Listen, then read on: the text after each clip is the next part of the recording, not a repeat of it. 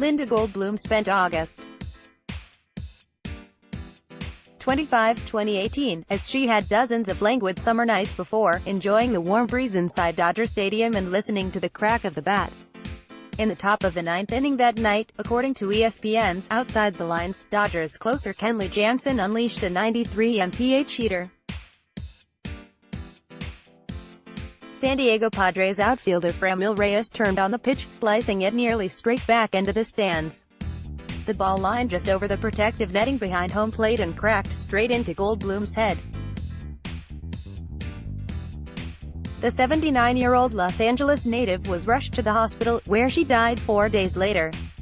A coroner's report, obtained by ESPN, confirmed that Goldblum had been killed by head trauma caused by the foul ball.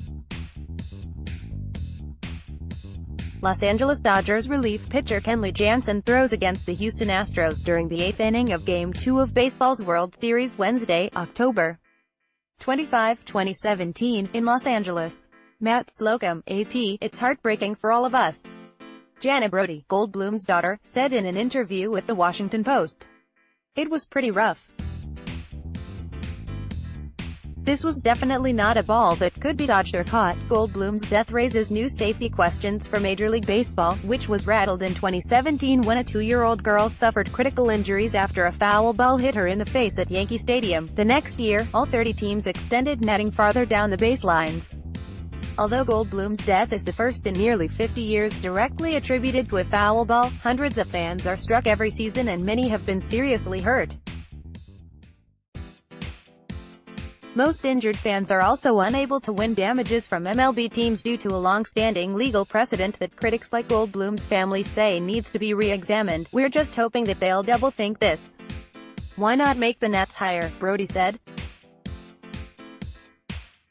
"Let's take another look at this antiquated law that protects teams." MLB didn't immediately return a message from The Washington Post. Reached by ESPN, the Dodgers said in a statement that the team was deeply saddened by this tragic accident, adding that the matter has been resolved between the Dodgers and the Goldblum family. Brody declined to comment on whether a financial settlement had been reached with the baseball team. Almost as long as fans have filed into ballparks, teams have had to contend with protecting the public from hard-hit baseballs and broken shards of bats. In 1879, the Providence Grays were the first team to erect a screen behind home plate to shield fans in a risky area previously called the slaughter pen, according to a 2018 piece in the William. But it wasn't until 1913 that courts had to decide whether fans deserved money when injured by a line drive or wayward bat. In that case, a man named S.J. Crane sued the minor league Kansas City Blues after getting nailed with a foul ball several years earlier. But the courts found he had no cause for action, because his 50-cent ticket gave him the choice of sitting behind the home plate screen, and he had decided to sit in an unprotected area instead, according to the William. That reasoning, which scores of other courts later followed, has come to be known as the baseball rule. As long as teams offer some protected areas, fans sitting outside that zone do so at their own risk, a warning still printed on the back of every MLB ticket today. "It was such a strong ball, it bounced off her head and still hit my uncle in the stomach. It's not an idle warning." A review by Bloomberg in 2014 found that 1,750 fans per year are injured by foul balls. Many of the injuries have been harrowing. In 2017, Sports Illustrated's Gabriel Baumgartner recounted some recent cases: a woman in Dodger Stadium whose jaw was broken in 2 places by a flying bat in 2008, a fan at Fenway Park who spent a week in serious condition at a hospital in 2015 after a thrown bat hit his head, a screaming line drive at Wrigley Field that same year that left a fan carted out on a stretcher.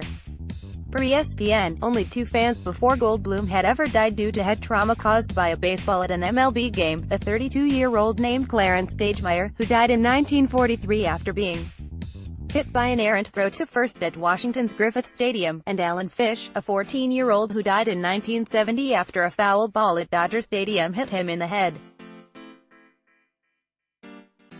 But the biggest recent catalyst for change in MLB was the devastating near-miss at Yankee Stadium on Sept.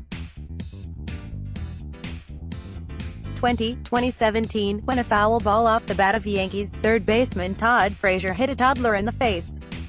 Players knelt in horror. Yankees outfielder Matt Holliday reportedly cried at second base as the bleeding child was rushed to the hospital. Todd Frazier, Jim McIsaac, Getty Images. The toddler, who was never named, survived her injuries. "It is not lost on us how fortunate we are and how much worse this could have been," the girl's father, Jeffrey Jacobson, told the New York Post the next year. "We could have lost our baby girl.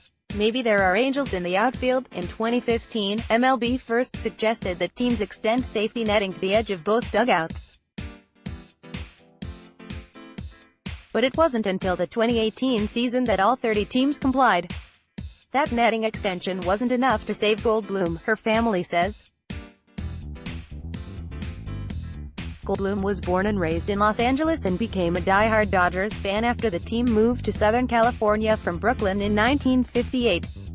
Her husband, Irwin, coached wrestling at a local college, Brody said, and the couple raised their 3 children as avid Dodgers fans. "We've all been going together since we were kids," she said. "She and my dad took the whole family. It was always a big to-do." Grounds crew prepare the field for World Series Game 3 between the Boston Red Sox and the Los Angeles Dodgers at Dodger Stadium on October 25, 2018 in Los Angeles, California. Harry Howe, Getty Images. On August 25, the couple had special reason to celebrate. She had recently turned 79 and celebrated her 59th wedding anniversary with Irwin. They were joined at the game by her brother-in-law and sister-in-law. Brody says her mom had zero chance to avoid the ball that rocketed into the stands that night. "It was such a strong ball, it bounced off her head and still hit my uncle in the stomach," she said. After being taken to Los Angeles County USC Medical Center, ESPN reported, she was largely unresponsive for 3 days and kept alive on a ventilator. The family opted not to keep her alive by machines, per her wishes, and she died on August 29. A coroner's report obtained by ESPN showed that she died of acute intracranial hemorrhage due to history of blunt force trauma, citing her injury at the baseball game as the cause. "You can see right through those nets. I don't know why they're hesitating." Brody argued that MLB should raise the netting behind home plate high enough that line drives can't reach the stands directly. "I would love to get the nets extended as far as they can go," she said. "You can see right through those nets. I don't know why they're hesitating, changing the legal precedent that largely protects teams under the baseball rule. May a harder battle to wage, but Brody said the logic behind it no longer makes sense in a game that's changed exponentially since 1913. "That was made so long ago," she said. "Even the stadiums have changed so much since then." Brody said the family isn't likely to return to a baseball stadium anytime soon. As the Dodgers fought their way to the World Series last fall, she could only think of her mother's death watching the sport she loved. "It was hard for us to watch the World Series," she said. "My dad did not renew his chunk of tickets for this season. He doesn't have anyone to go with now."